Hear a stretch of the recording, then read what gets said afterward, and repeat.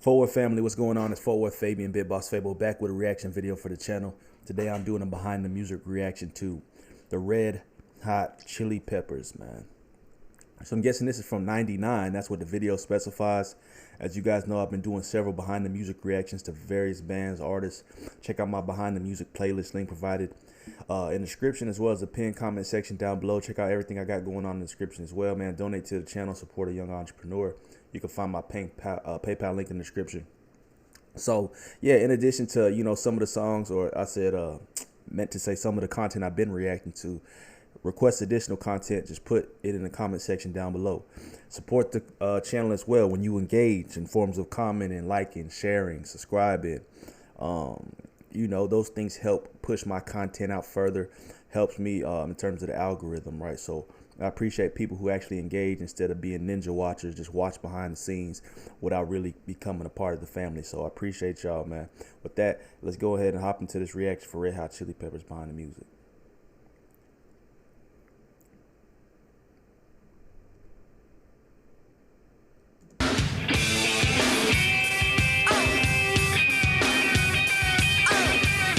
They were funky punks from Hollywood with a sound of their own. Kind of meant the world to us, and there was an extremely intense sense of vitality in what we did. If you look back on it at that time, it was so out of context of what was going on, and it was so fresh and original. It literally came out of nowhere. From the start, the Chili Peppers came out swinging. It felt great to be on stage naked, you know, with this sort of exaggerated phallus, you know, dangling between our legs. But beneath the Chili Peppers' flamboyant front lies a solid friendship. Those guys are my real brothers, you know? Those are the ones who I spilled my guts out to. Those are the ones I cried to. Those are the ones I poured my heart out to. Sometimes I feel like I don't have a partner. Their character was put to the test when they lost one of their members. Red Hot Chili Peppers was like, hey, he got a Hendrix tattoo. Red Hot Chili Peppers was like, I ain't gonna lie to y'all, the experimental trippy phase days. That's when I got introduced to them, you know what I'm saying? Little hallucinogens. You know what I'm saying? Everybody experimenting a certain part of time, I ain't gonna lie. During that time, I got introduced to these dudes. Trippy music, to say the least. They just made a mistake, took the wrong drugs, the wrong time, and they didn't make it, you know? And it's just really The Chili Peppers survived one tragic death, only to witness the near fall of another. I just thought he was gonna die. I mean, I was sure that John was gonna die. But after regrouping, the rejuvenated Chili Peppers broke new ground and went on to achieve their greatest success. It was like, you know, having someone die in your family and then come back to life. Now the naked truth of the Red Hot Chili Peppers, the story behind the music.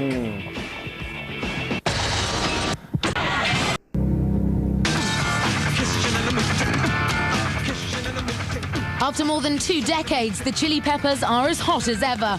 Musical mavericks who've managed to outshine and outsell most of their peers. They like us. People still want to come and see us. It's awesome. I have a funny feeling that we're just getting started, which is pretty bizarre because, you know, we've been together forever.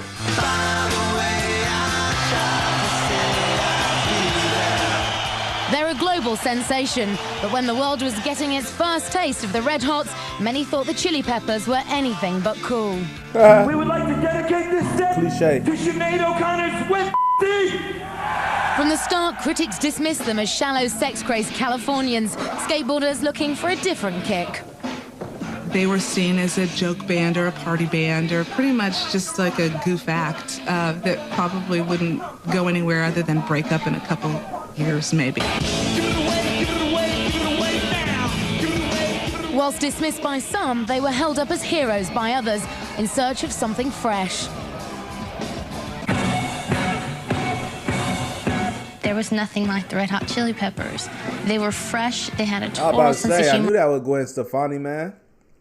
I would say, Gwen, is that you? About them, but they were really cool, and they had this energy. They came on the scene and just blew the doors off of traditional music as people knew it at the time, period.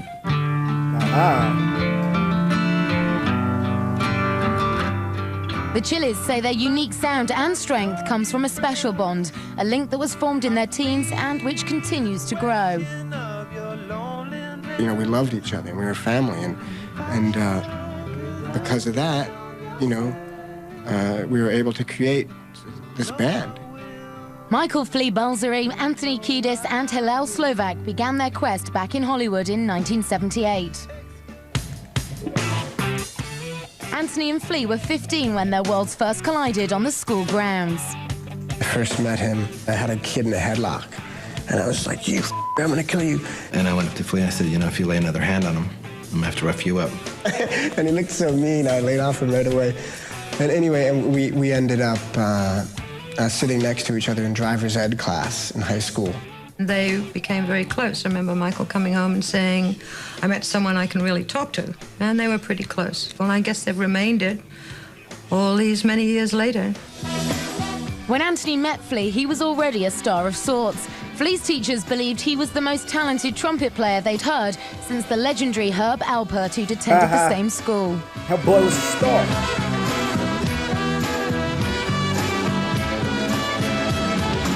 It was Flea's stepfather who fed the young boy's appetite for jazz. He was a musician who frequently held jam sessions in their home. I mean, just seeing all those guys together in a room, sucking and blowing and hitting and playing his instruments, I would roll on the floor in hysterical laughter, just, you know.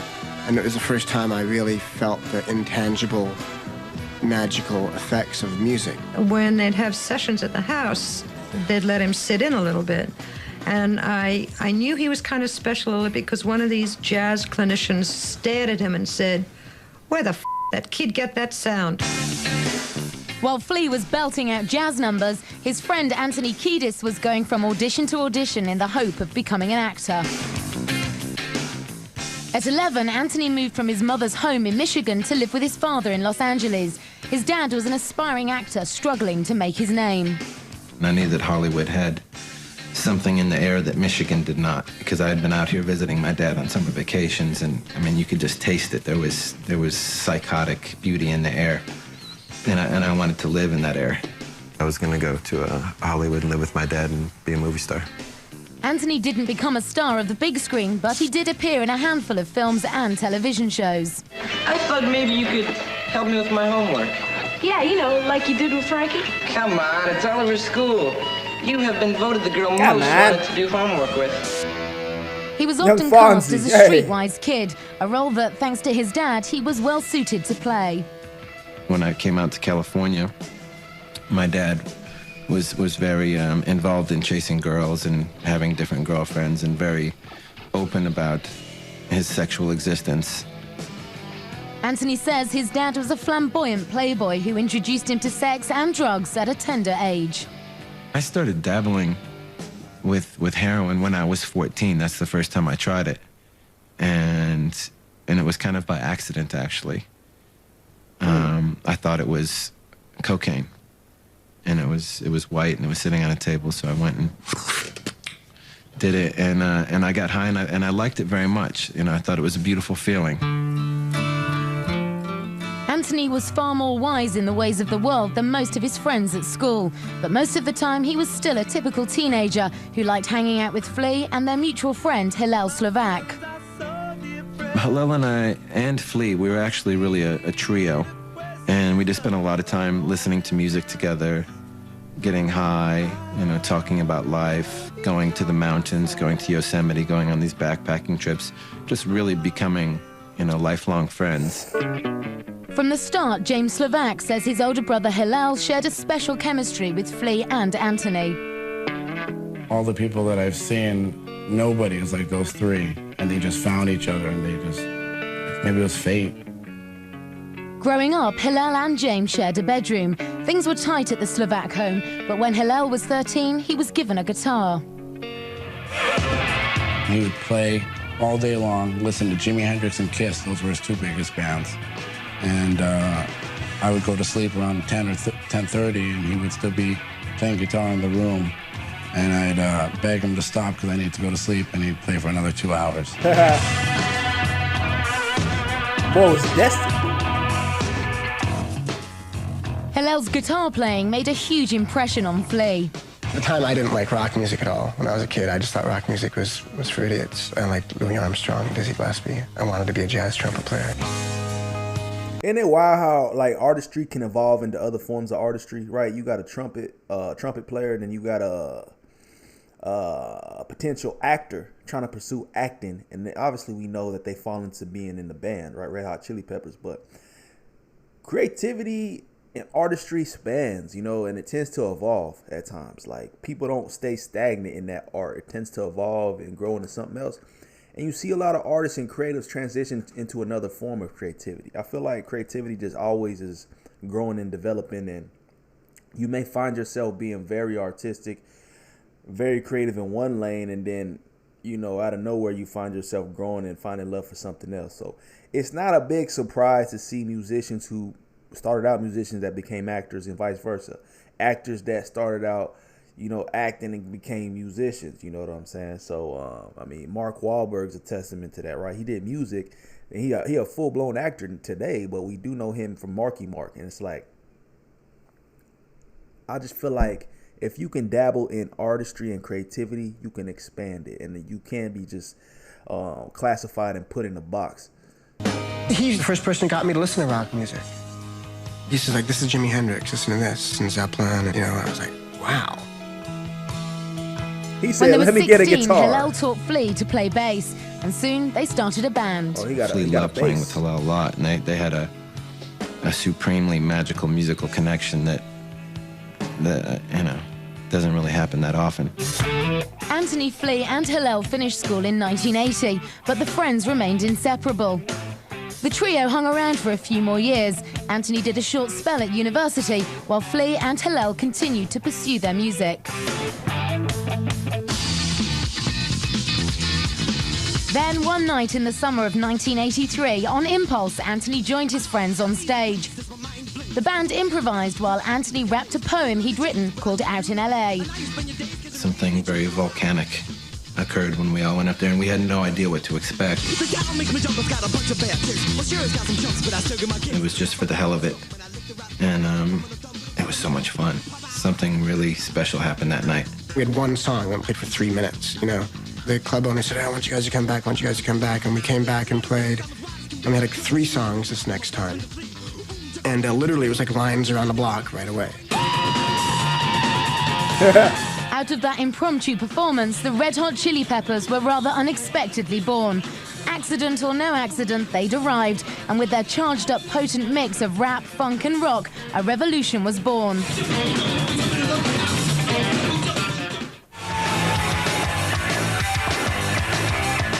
From that one crazy night at that small bar on Sunset Strip in Los Angeles, one of America's most innovative and exciting bands emerged.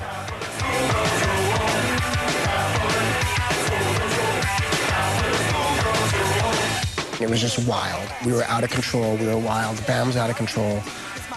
Everything we did was over the top, and that music was a part of it. I'm just wondering where they get the name Red Hot Chili Peppers from. I thought they was going to detail that a little bit, like, you know, why did they come up with that name? Overnight, the newly formed Red Hot Chili Peppers became the darlings of Hollywood's underground club scene. Then, in the autumn of 1983, they pulled a stunt that shot them into the limelight. We were playing a place called the Kit Kat Club, which was a strip bar, and I think by this time maybe we had 4 or 5 songs. They may have been short on songs, but the boys rose to the occasion when the crowd begged for more. For their encore, Anthony, Flea, Hillel and drummer Jack Irons returned to the stage, wearing nothing but their socks. And so we were backstage, and we were all nervous and excited, and should we do this, should we do this? Hey, let's just do it, let's just do it. I saw the first sock deal. You know what's crazy? I didn't really know the early beginnings of Red Hot Chili Peppers, but when I first got introduced to them, for some reason, just like, I had a feeling of this is like a very mature, put together type of band, you know, respectable. I wasn't even paying attention to the content of the songs because maybe the content of the lyrics would have told me otherwise. But the feeling it gave me was very just polished, very mature. But to see like they was pulling off antics like this early on, you know, I wouldn't been able to draw that connection. You know, I'm thinking, listening to these guys, thinking there's some this old, you know, classic, you know, historic type of band, and put some respect on their name. They're very mature. These are grown men, you know, putting together this wonderful music. But it's like everybody got a starting point, right? Not everybody grows starts mature. You know, we're youth. We grow up. We go through trials and tribulations and have to learn and grow. But it's just funny to see they're pulling antics like this. And in my mind, before I could put a face to the music and an understanding behind who they were, I just assumed these guys were just some, like, you know, old band of guys that are just very respectable, on point, and just keeping it classy. The very first one, Boy, and it's one of the most amusing things I ever did see in my life. It felt great to be on stage naked, you know, with this sort of exaggerated phallus, you know, dangling between our legs. And there's always the element of danger because, you know, someone can reach up and grab the sock off her.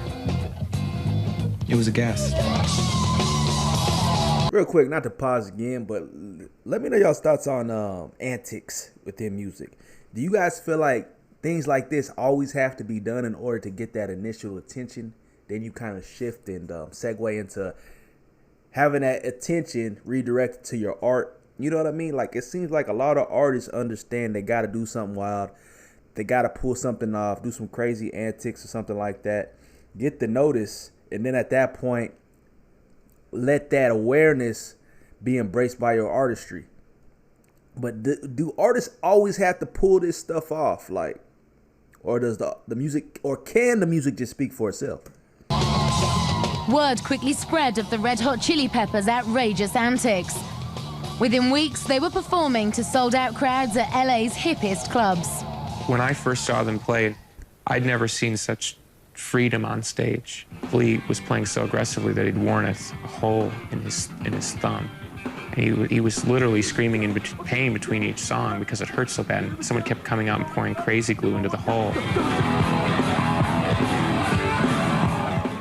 Flea's unique style of slap bass fused with Hillel's improvised guitar work gave the band a distinctive sound. Hillel was very magical.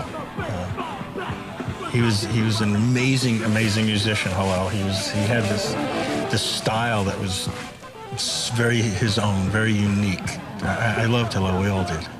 He always wanted to create new music. It was all about creating a whole new sound.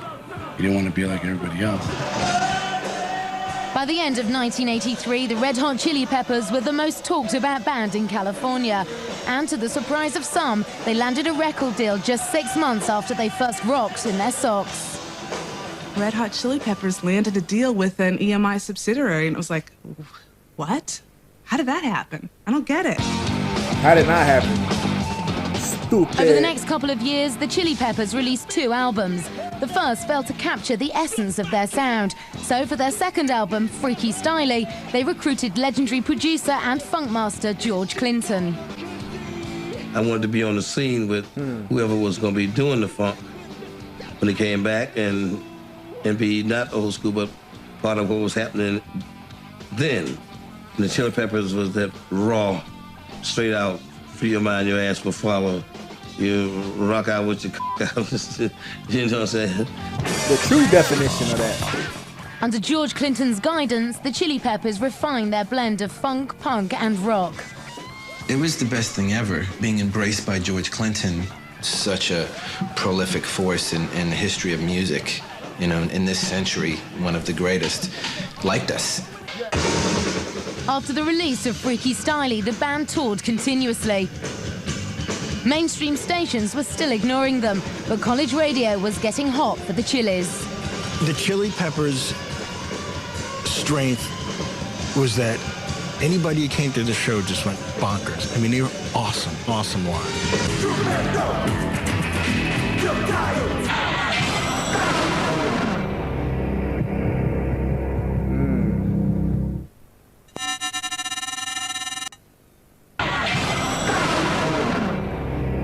1983, the Red Hot Chili Peppers acquired a reputation for playing hard and partying harder. Drugs had always been around, but in 1985 it was starting to drive the band apart. Anthony was now hooked on heroin. It really kind of ended up sinking its teeth into me, you know, over the course of a couple of years maybe, where I would do it one weekend and then, you know, go to band practice every day. And I'd say, I won't do that for a couple of weeks. And then it would be, oh, I won't do that for a week. And then, oh, I won't do that for a few days. Well, I did just do it yesterday, but this will be the only time I do it 2 days in a row. And then, you know, I just started buying the lie. Anthony wasn't the only one buying the lie. During the recording sessions for Freaky Styley, he discovered that Hillel was also addicted to heroin. Hillel started a little bit later than I did and was equally as naive when our life was getting sucked away. We were just too swallowed up to be cognizant of it and so, whoa, we gotta stop this, we gotta stop this. I mean, at that point, you're gone. Flea admits he did his share of drugs, but heroin, he says, was just too hard to handle. Instead, he tried his best to be supportive for his two closest and addicted friends. Like I said about Hillel, I wish I could have been there for him more. You know, and with Anthony, when I see him go through his troubles, I love him. I love Anthony. You know, I want to be there for him. In January 1988, the Chili Peppers headed to Europe to tour.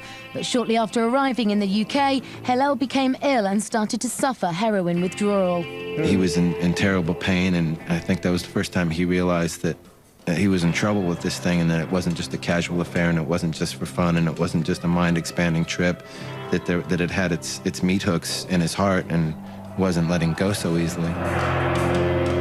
Hillel's health was in decline and it was getting harder to conceal his addiction. A roadie concerned for his well-being approached Hillel's brother. He said, your brother's doing heroin.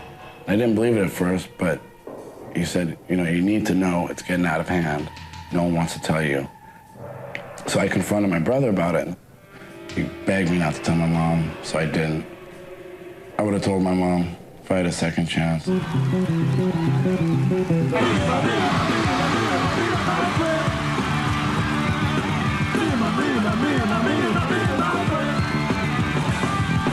At the beginning of 1988, it looked as if it was going to be a breakthrough year for the Red Hot Chili Peppers. Their new album, Uplift Mofo Party Plan, was outselling their previous two records, and their shows were drawing impressive crowds. Their shows were wild.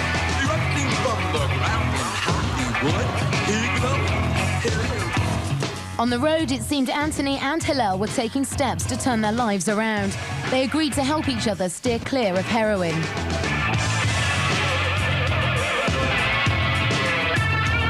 I had mentioned it to Hillel. I said, you know, Hillel, I think we should both seriously look at being clean. And we talked about it, and we thought, we're both going to perish. You know, we're going to lose the band. And we thought, yeah, we really should, because we'll have a lot more fun, and we can make a lot more music, and life will be better without it. Notebook entries reveal Hillel Slovak's desire to stay clean. His diary shows his devotion and love for music and his struggle to kick drugs. How I know my brother was hurting to get off of drugs is he writes stuff like this. He says, F drugs. Music is my destiny. Even though I don't necessarily feel it now, I know soon I will feel that this experience will make me stronger. We were touring in Europe, and both Hillel and Anthony were having problems at the time, but they were, as a team, united to clean up. And they did. They were doing great. We've been working really hard for a long, long time, and they were kind of fried. We came back, and I think pretty much everybody said, hey, I'm going to go my way, you go your way, and I'll speak to you in like 3 weeks. But without the mutual support between Hillel and Anthony, the time apart proved to be ill-fated. When we got back from playing, we were pretty much just on a clean-headed level. And we both disappeared into our own worlds of getting high again. Several days later, on Friday the 24th of June, James received a call from Hillel. He told me that he was thinking about the heroin again, and I begged him not to do it. And told him it was like Russian roulette, that, you know, spinning the barrel, you can die at any time. And there was a big pause, and he said I was right. And that was like actually the first time he said, I love you. And I said to him, I said, let's start hanging out more often, let's start doing things together. And he said, definitely, definitely. And I didn't have that chance, because after that,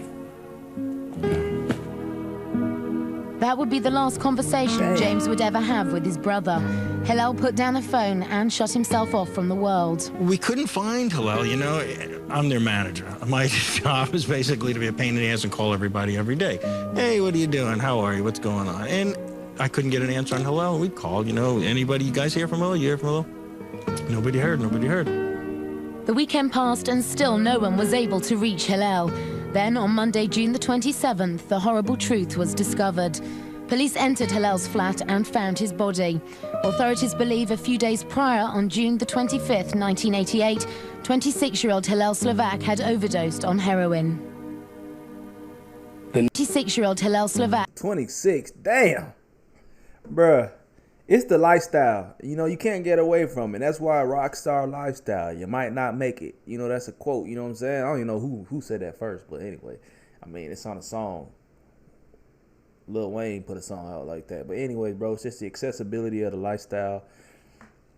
Drugs, alcohol. A lot of them feel like they need to assume some type of character because, you know, rock coming up is very tough, you know, very raw, gritty.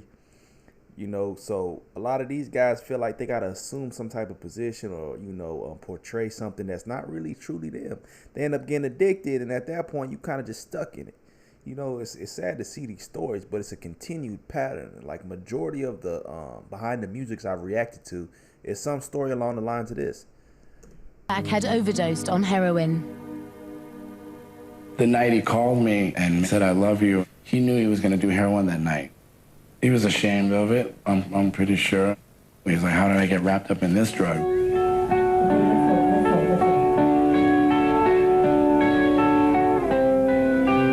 I was going through a hard time, and, you know, he just made a mistake, took the wrong drugs, the wrong time, and he didn't make it, you know? R.I.P. I did not accept the news. I was, you know, very much under the influence when I got it. I came back after being gone for a few days from my house, and my girlfriend told me, and I just refused to accept it. Anthony Kiedis retreated to a small fishing village in Mexico, where he tried in vain to kick heroin. I didn't actually stop using at that point. For whatever reason, you would think your best friend dies, okay, I've had enough. But it doesn't work like that, at least with my experience. 10 days later, Anthony returned to Los Angeles and checked himself into rehab. Though it would be a lifelong battle that he wouldn't always win, he was determined to stay clean. I got back from Mexico and got out of the hospital and, you know, one more time said, okay, I'm gonna be cool now. And then it was Flea and Jack and myself and our manager, Lindy, sitting on a sailboat in the Pacific Ocean. And we decided to talk about what we were gonna do. Saddened by his friend's death, Jack Irons announced that he was leaving the band. And he left, and sort of Flea and I looked at each other and we said, you know, what do we do? When it began, 1988 promised so much. But before the year's end, the Chili Peppers were reeling. My friends are so depressed. After losing their guitarist and drummer, only 2 of the Chili Peppers' founding members remained. But Anthony and Flea decided to carry on. We knew that we weren't done yet. We knew that the life of the Red Hot Chili Peppers, you know, still had untapped creative energy, you know, that we didn't want to go to waste. And he and I were still best friends. For a new guitarist, they didn't have to look any further than one of their biggest fans. Their old music has such a funkadelic style to it, man. Put me on to the old music. What song should I tap into?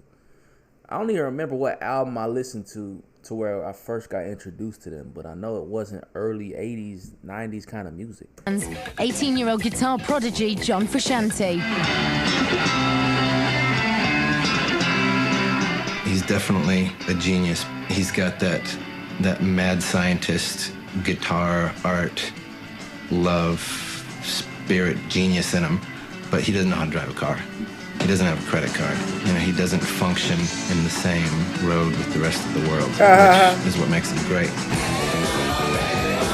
When I first joined the band when I was 18, Flea and Anthony called me up. I kept real cool when I was on the phone with them, and then I hung up the phone and I screamed, "I'm in the Red Hot Chili Peppers!" And I ran across the house and I jumped up on a wall, and there was like these footmarks on the wall of that apartment.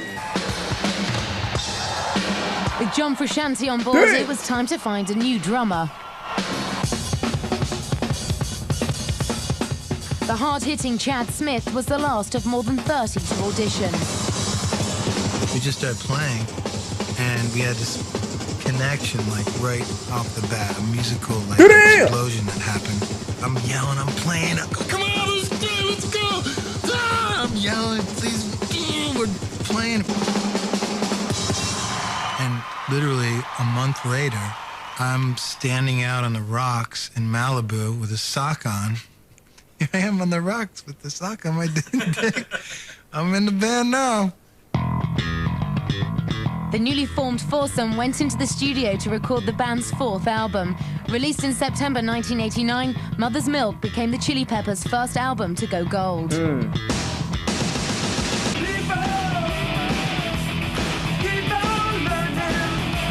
It's that banger.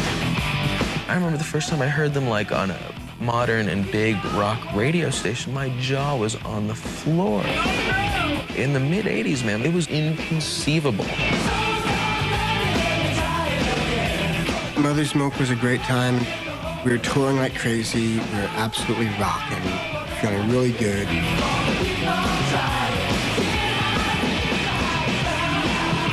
For the first time, this cult band was enjoying commercial success. Hits like Knock Me Down kept Mother's Milk on the American charts for over 8 months.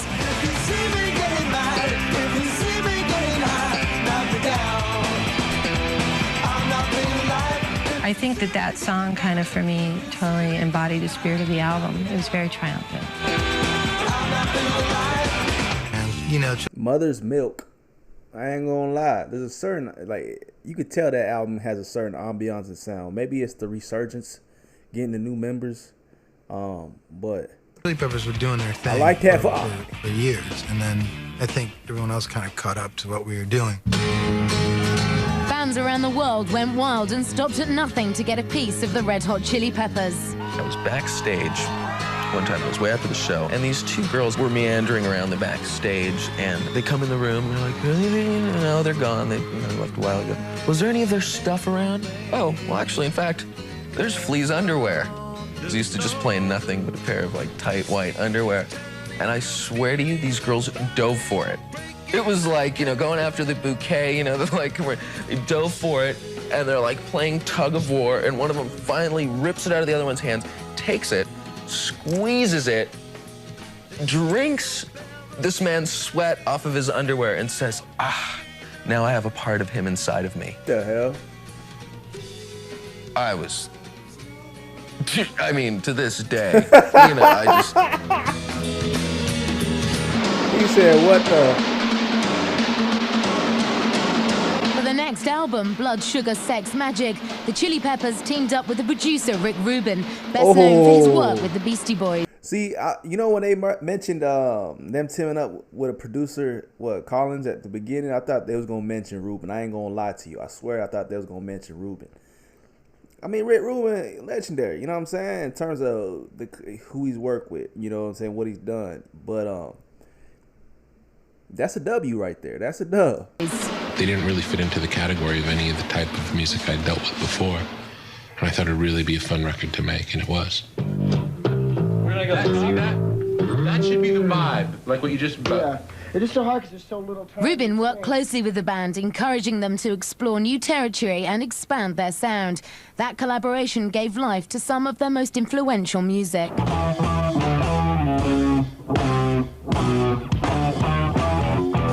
During the sessions, Rick came across a poem Anthony had written.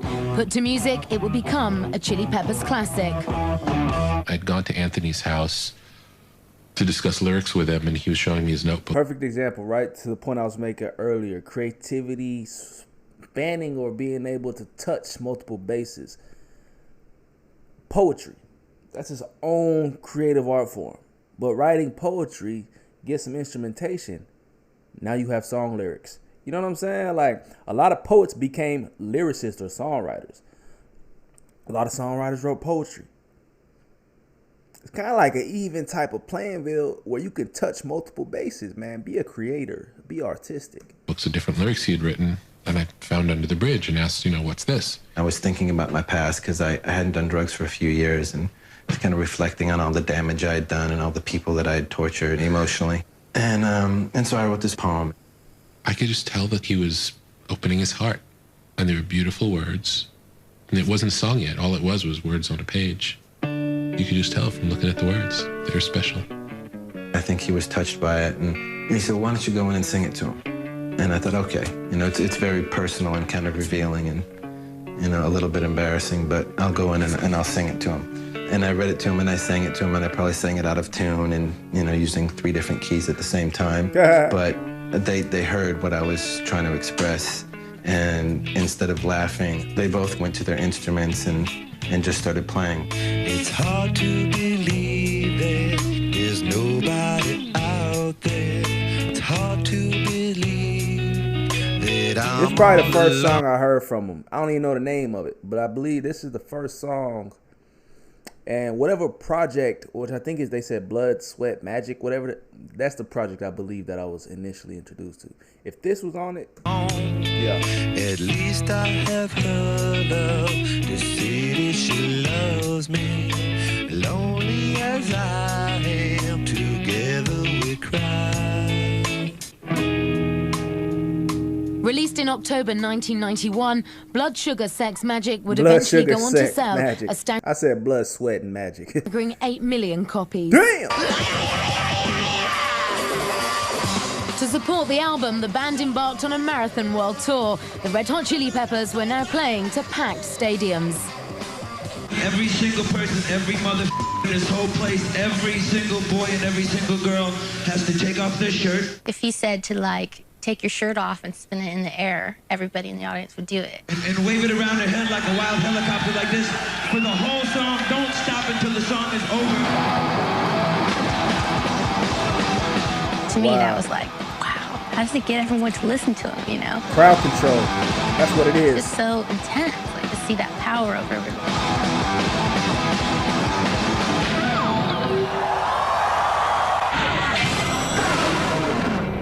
Boy had that crowd control, yeah. In 1991, the Chili Peppers were red hot, but not everyone was embracing the fame. I just didn't like the way everybody was responding to the success that we were having. I was confused myself about how to deal with it, as everybody was.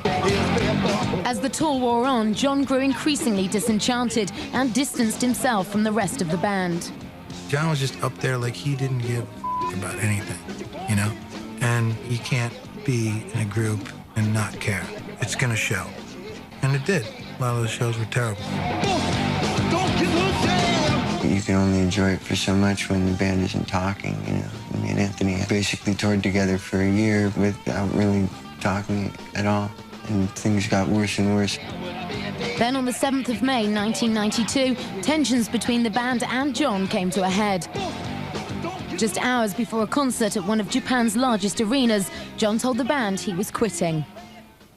I remember calling our tour manager at the venue to say, I just got in, how's everything going? And he said, well, it's not going really well. John won't go on stage. I mean, what do you mean he won't go on stage? He quit. I said, what do you mean quit? He said, he quit. I said, he don't quit. Tell him to get his ass on the stage. I said, I'll be right there. The band convinced John to play that night, but the following morning, he was gone. The Chili Peppers returned home and regrouped. Can't force him to play if you ain't got no heart in it, bro. If you ain't got your heart in it, you like a dead man walking. But they weren't idle for long. In July 1992, the band picked guitarist Eric Marshall and hit the road to headline the Lollapalooza tour. 34 cities, 32 sellouts, and almost 1 million fans later, the Chili Peppers had established themselves as kings of rock.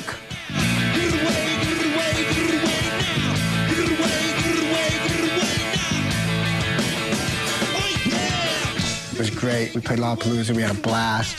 There's no tension. It was like, let's have fun. And we went out and had a lot of fun.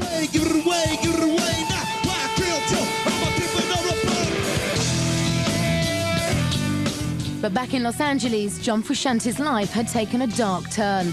After he left the band, a Dutch TV crew making a Chili Peppers documentary discovered John immersed in the murky world of heroin.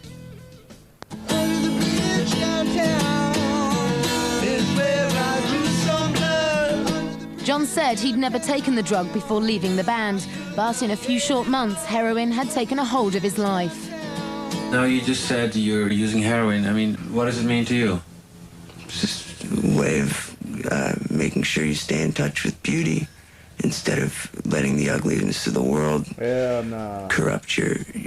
See, this is a mentality that will confuse most users and addicts. This is what they tell themselves to keep using, right? It's beautiful and I'm more in tune with the world. Bro, you have yet to see true beauty. Like, sobriety will give you a certain understanding and tap into like nature and spirituality. Those things give you a certain closeness and touchness with higher power, you know, and just the beauty of life.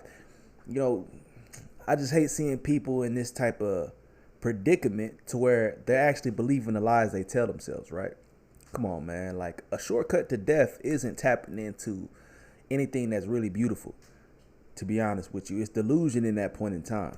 So he was pretty out of his mind, as I have been many times in my own life. So, you know, very easy for me to know that place where you just don't relate to the rest of the world. And, you know, nothing really makes sense. I thought I had lost a friend forever, and I don't want him to die, you know, so I prayed for him.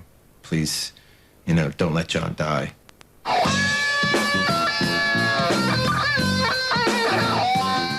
With seemingly no hope of John returning, Eric Marshall was replaced by Jane's Addiction's Dave Navarro, who joined in September 1993. So why they replace Eric Marshall, though? What he do? And Dave Navarro? I'm new, but you think you can get the door? The new lineup headed into the studio, but by all accounts, recording was a shaky process. The band had trouble adjusting to Dave Navarro's musical style. We just come from completely different musical backgrounds, completely different ideas about music. Dave's a great guy. You know, he's really smart. He makes a great rock star. He's a hell of a rock guitar player. But for some reason, we could just never really all four get on the same page. It took the Chili Peppers over a year to complete One Hot Minute, but when it was finally released in August... All right, real quick. Who is Dave Navarro associated with prior? Because I know the name Dave Navarro, but them mentioning he joined the Chili Peppers is like, There's one of them type of moments. Was he always I mean, obviously, like, he was a part of the group, but is that his claim to fame? Who was he with prior?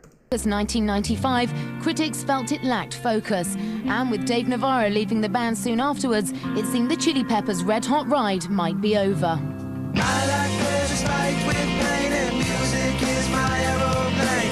It's my aeroplane. Just spiked with pain. From day one, it's been an amazing and unique chemistry that's ignited and held together the Red Hot Chili Peppers. But after recovering from the death of guitarist Hillel Slovak in 1988, the departure of his replacement, John Frusciante, had taken the spark from the Chili Peppers. When you have that experience, that ultimate intimacy experience, as we had with John, I think you always crave it. We didn't know what to do. It just didn't feel right. You know, there was something amiss. Missing was the magic the Chili Peppers shared, first with Hillel Slovak and later with John Frusciante.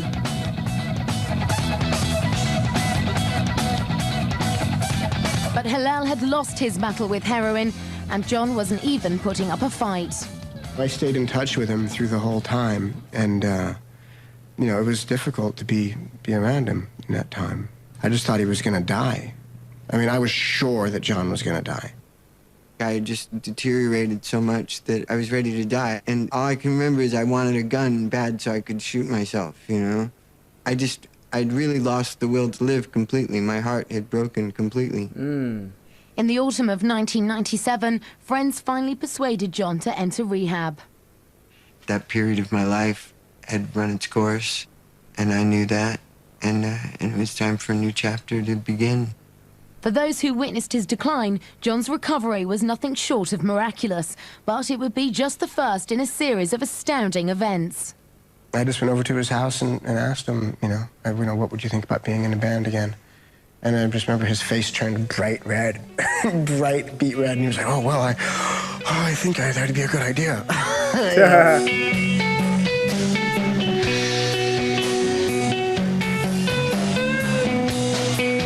In In April 1998, after a 6-year absence. See them little twangs that these folks had? This is what really reminded me of the Chili Peppers. All that little bro, these dudes just had it's a unique sound, man. You can't really, that's why when they say rock, I'm like, I don't know. Like genre-wise, sonically, what is they really classified as? Let's be 1,000. Let's keep it a buck. John Frusciante reunited with the rest of the Chili's, and the band embarked on a new chapter. Now he is like the most like focused, dedicated, awesome, awe-inspiring artist that I know. I mean, it's like someone who I'm absolutely challenged to play with because he's so good and he's so smart and he's so on it, and it's just amazing. It's really amazing. We're not taking it for granted and really, you know, realizing what we've got and how special it is. That boy turned it around. It was really the best. It was like, you know, having someone die in your family and then come back to life.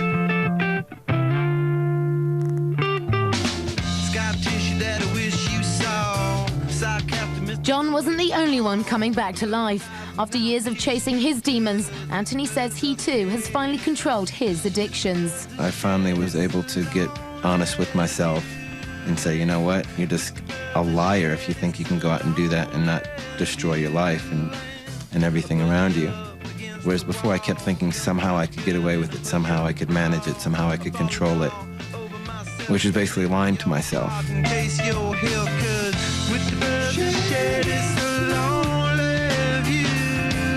In the summer of 1999, the rejuvenated Chili Peppers released their 7th album, Californication. The record was lined with bittersweet songs inspired by the hard lessons the band had learned. I'm tripping. Californication's obviously it, you know what I'm saying? Sweet songs released their 7th album, Californication. Yeah, that Californication was it. I'm tripping. The record was lined with bittersweet songs inspired by the hard lessons the band had learned.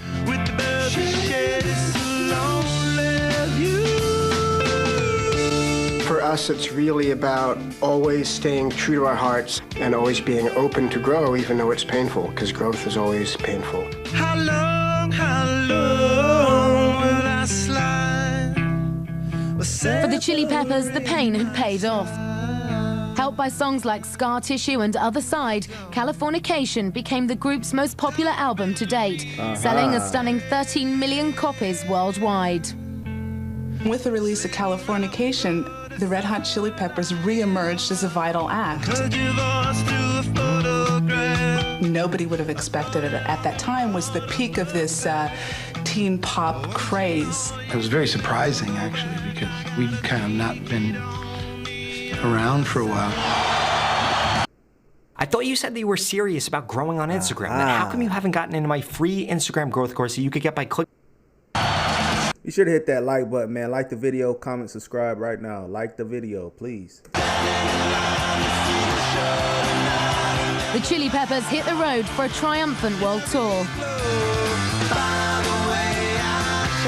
Then after the tour, they returned to Los Angeles to work on their follow-up album, By the Way. We spent a lot of time in the rehearsal studio just going over every note and trying to find the most simple, beautiful way we could to express, you know, the most complex feelings. The music we've done now has surpassed my expectations of what I ever would have thought we were capable of doing. You know? Heavy glow. We don't have any limitations on ourselves anymore. To the Red Hot Chili Peppers, it's only another chapter in a long journey. One that began back in school when 3 guys built a friendship from their insatiable enthusiasm for music and for one another. R.I.P. Hillel. I think that if Hillel could look down and see what we're doing today, I think he'd be incredibly proud and happy for us, because even though he never really got to experience this aspect of the dream, I think he'd be down for it. Of course. Of course.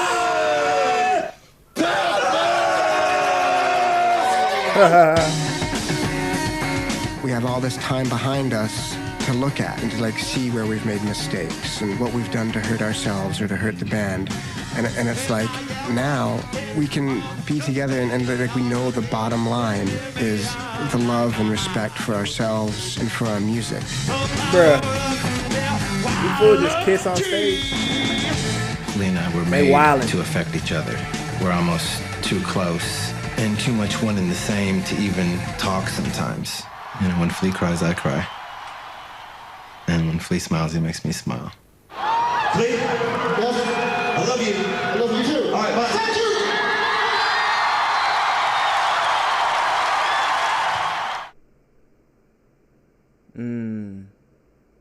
The Red Hot Chili Peppers, man. This is a short, brief, close look into the life, the story, the Red Hot Chili Peppers, man. Let me know y'all's thoughts on that one in the comment section below. Thorough. I definitely like that one, man. R.I.P. to Hillel. You know, great music from these guys, bro. Red Hot Chili Peppers, different. That's all I can say, different. The sound, the style, the evolution.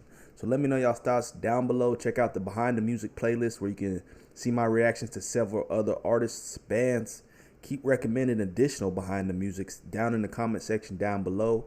Support the channel, donate to the channel, PayPal link in the description, man. We'll catch you guys next time. Peace, love. We out.